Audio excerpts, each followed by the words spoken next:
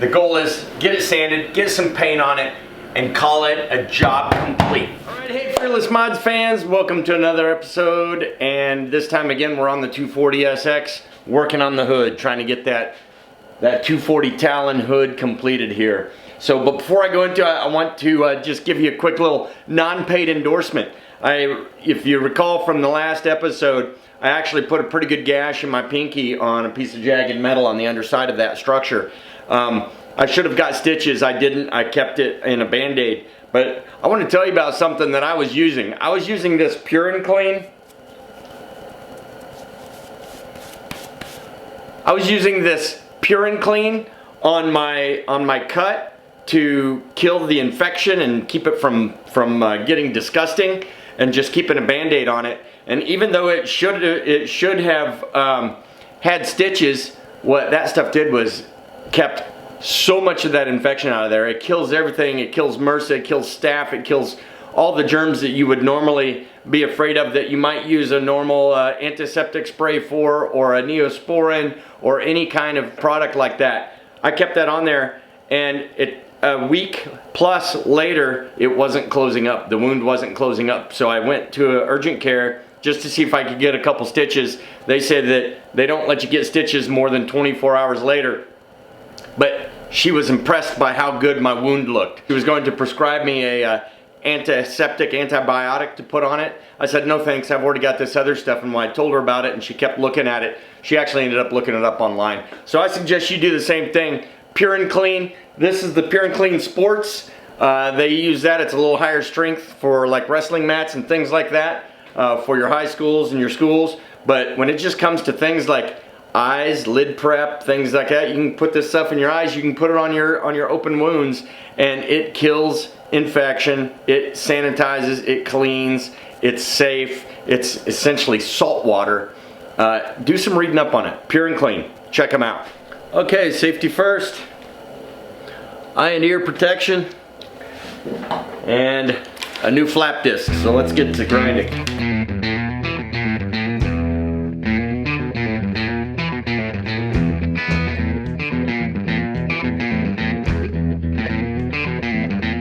So buckled in here. Big time buckled. It'll be impossible to get this to look good. High, low, high, low. Fuck.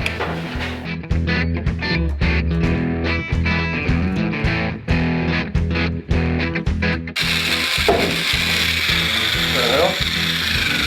That was a big pop. I've got a lot of welding yet to do. Okay, so grinding done. Now I can kind of see where some of the gaps are still that I've got to hit, the spaces I've got to fill. I'd like this to all be metal, but boy, that's a lot of grinding. And that also puts heat into the hood. So I've got so much warpage here right now. I don't know that it's ever going to look good again. This hops up. This hops down. There's a crease all the way down right through here, and same thing here. So you know, I think the best we're going to do is maybe get like a little bit of Bondo in there after I get it full of metal, smooth things out, make it look as best as I can, smooth wise, but it's not going to be true. Not at all.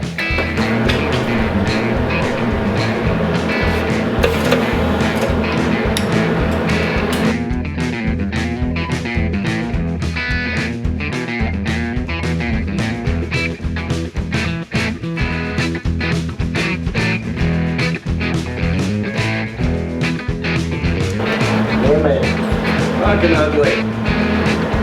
Like huge Frankenstein holes.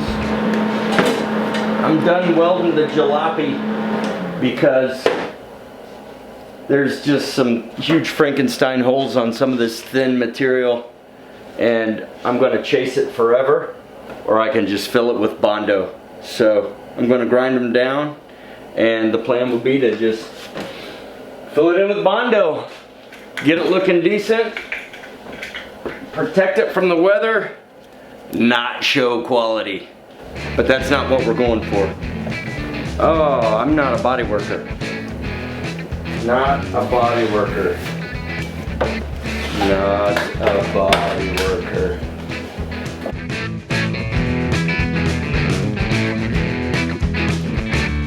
Alright, grinding session number 2.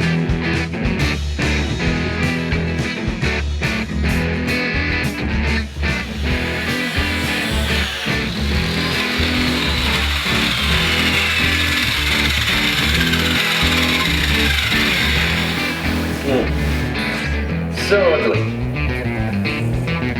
So very ugly. But we'll see how it looks when we get some Bondo on it. The plan now is to go ahead and try to see if I can get some of these divots out of here. Humps are accompanied by dips. Hump dip. Hump dip. Hump dip. So I'm going to see what I can do with that.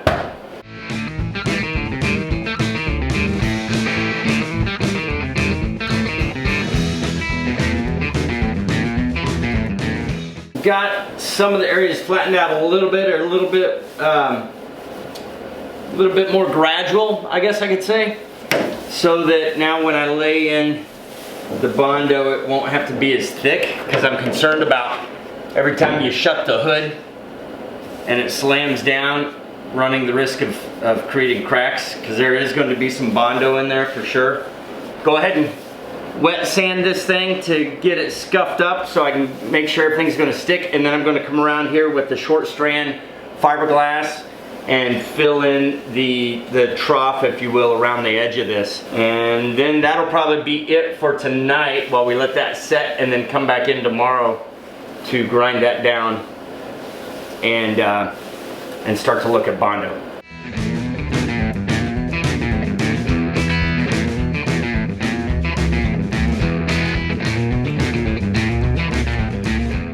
Alright, hood's mostly dry. Now we'll go ahead and get some plastic grease remover here around the seam here where we're going to be putting down the fiberglass. Got Duraglass fiberglass filled filler. That's what I'll be using here for the low spots with the hardener. So let's get ready to open that up and start applying. I am in close quarters, so I'm going to go ahead and put the mask on. Go ahead and get some of this going here.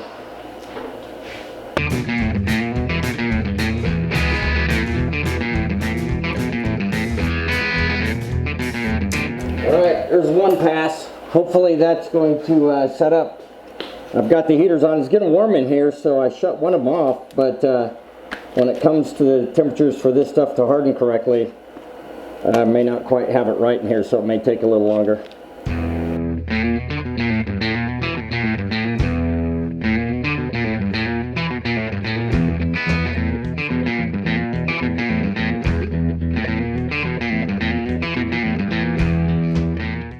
Alright, there we have it. Now we just wait and see how it turns out.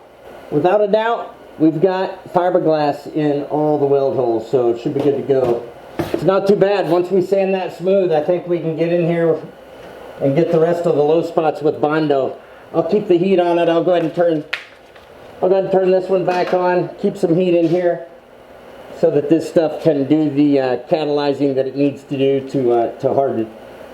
And then we'll get back to it with some sanding tomorrow. Alright, so it's been about 24 hours and I've been putting heat on this thing. I've had the heater on it all night and all day, and I can still scratch the short strand fiberglass. I don't think it's going to sand. I'm going to try to hit it with the sander real quick and just see what it does, but if I don't like it, most likely what I'm going to do is go ahead and wire wheel it out of there or something and mix up some new batches with more hardener in it and hit it again. So that may be again all we get done today, but hopefully it'll cure a lot faster.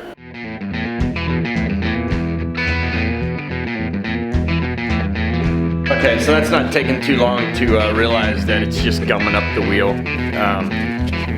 That's unfortunate, but it's not going to be able to be sanded.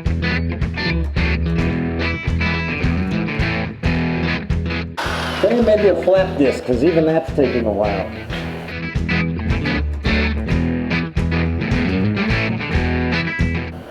That's what we call reverse progress.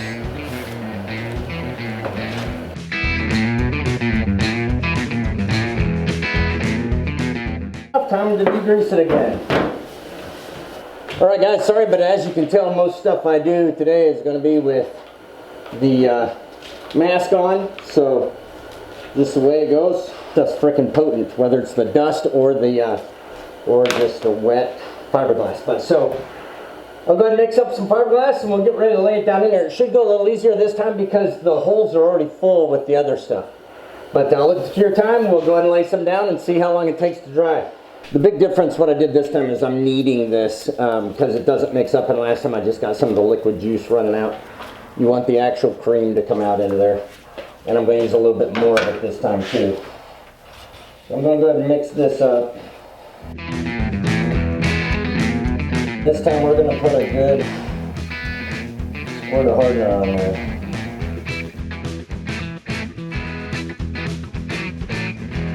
That is looking pretty good. I know it's gonna harden this time, that's for sure. So I'm gonna go ahead and mix up the rest of the batch so I can finish this off.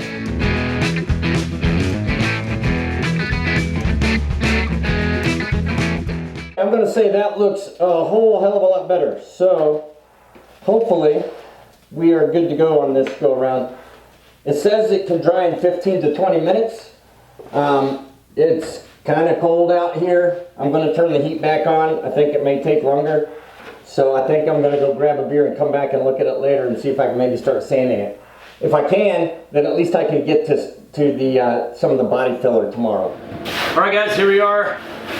The fiberglass has hardened up nicely, so I'm going to go ahead and start sanding it, and we're going to get some Bondo laid down on here.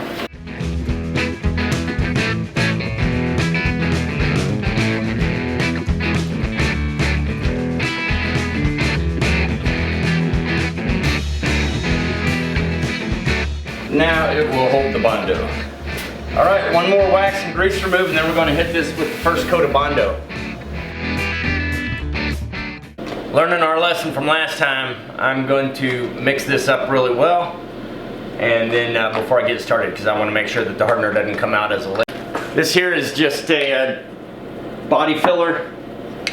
Got it from one of the auto stores that didn't have the name brand I was looking for, but in fact they only had the 1 gallon size, but you know what, that's alright because it was on sale, and for this project I'm not too terribly concerned. It's going to require quite a bit of mixing. I don't know if you can see that. It's pretty liquidy, and it stinks.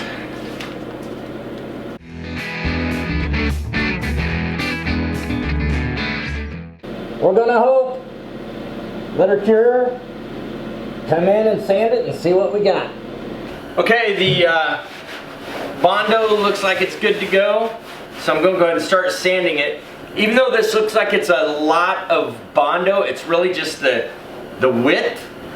The depth is not that deep because we got that fiberglass under there in the deep spots, and we're really no more than probably about an 1/8 inch deep in most places. So it shouldn't be that bad, but there's some sanding to be done. We're going to create some more of this, and then we'll be ready to clean it up and paint it.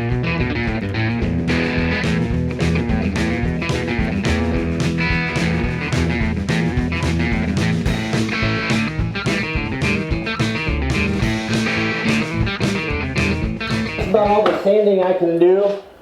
So now I will go ahead and whip up some more Bondo and just kind of fill in any of the grooves and stuff. It should be very minimal at this point. Alright, it's looking pretty good. I think what I'll do is let that cure up, sand it down, and call it good. But for the most part, it's going to be good. And the nice thing is because we're just doing primer right now, it should cover pretty good. Black primer, it doesn't have to look perfect, and it certainly won't. And it's really thin, so it should cure real quickly, and I should be able to sand it here pretty rapidly.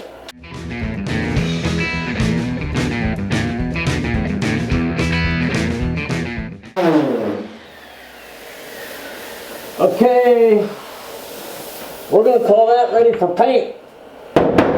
It is lumpy, but it's smooth.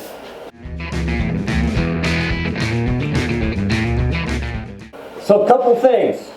Number one, it's just primer. Number two, I'll try to block for overspray a little bit, but actually all this dust is just going to help me absorb the overspray. Speaking of the dust, I'm not concerned about it getting into the primer. It's primer. So let's get after it. It's almost dry.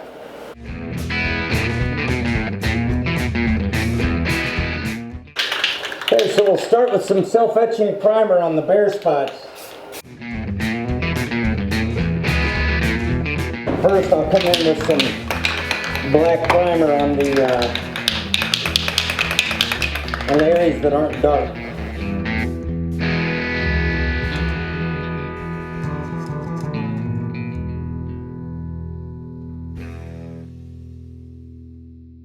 All right, man. I'm gonna take this off for a second and talk to you. I'm gonna, woo! Wow. Can't do this for long. I'm gonna call this a job well done. Holy smokes. The 240 Talon SX. It is, I'm happy with that. Just like on the STI though, I gotta warn you, things look great in primer that when you put a glossy coat on them, even though they felt smooth and looked good, not so much. You get the waves in there. So I'm telling you, this ruffles have ridges, and this is a Pringle and a ruffle all combined. But it looks good in flat black. It looks really good in flat black primer. I am so happy with that. Are you ever going to do this? No, but might you take on something similar like this to customize something that you need for your car? Maybe. Who knows? Customize your car. Combine America and Japan. It's all great. Can't we all just get along? I'll give you a couple views here. I mean, I'm not kidding. It's still drying a little bit, but walking around it, it looks good. It looks good. You're going to see a little bit of the Bondo, you know, because it soaks up the primer a little bit differently. But all in all, I'm happy with that. It looks pretty dang smooth and natural. And look at this. I painted the underside too. So the skeleton, the structure, connects across and gives it a little bit more strength and rigidity there. So that, my friends, is looking like a job complete. Fearlessly mods done. Certainly fearlessly done, because that's crazy. Taking two cars and putting them together like that. I enjoyed that. I'm gonna call that a wrap. It took a while to do it. There's a lot of dust in here. But next is the downpipe. That'll be next week. And then this car has to get out because this garage is getting empty and going to Illinois. It's moving. There's no two ways about it. At least that's done, and I got rid of the spare hood in the garage here. And I want to tell you, like I said, pure and clean. I mean, my goodness, I need to take this stuff off and clean it. I haven't been wearing gloves today. I've been a bad kid. But it does the trick. It kills everything, like I said. Check the link out down below. It's good stuff. Thanks for watching, guys. If you like Fearless Mods, please, man, subscribe. This is craziness. It may not be consistent, but it's consistently crazy. So please, like and subscribe, and we'll see you again next time. Take care.